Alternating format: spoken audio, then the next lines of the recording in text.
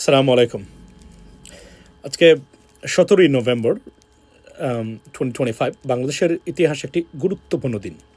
আজকের দিনে 2024 সালের জুলাই অভ্যুত্থানে নিহত যে 2600 অ্যাকর্ডিং টু ইউনাইটেড নেশনস তার অর্থাৎ 1400 মানুষ যে হত্যাকাণ্ডের শিকার হয়েছিলেন এবং এই ঘটনায় মানবতা বিরোধী যে অপরাধ সংগঠিত হয়েছিল সেই অপরাধের দায়ে সাবেক প্রধানমন্ত্রী শেখ হাসিনাকে মৃত্যুদণ্ডের আদেশ দিয়েছেন আন্তর্জাতিক অপরাধ আদালত বা ট্রাইব্যুনাল।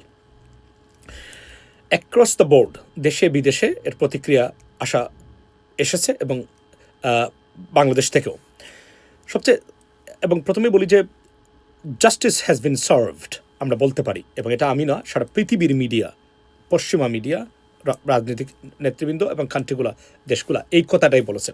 সবচেয়ে মারাত্মক যে জিনিসটা শেখ হাসিনার জন্য এবং আওয়ামী লীগের জন্য এখানে এসেছে সেটা হচ্ছে যে এই বিচারে সন্তুষ্টি প্রকাশ করেছে জাতিসংঘের মানবাধিকার কাউন্সিল বা কমিশন।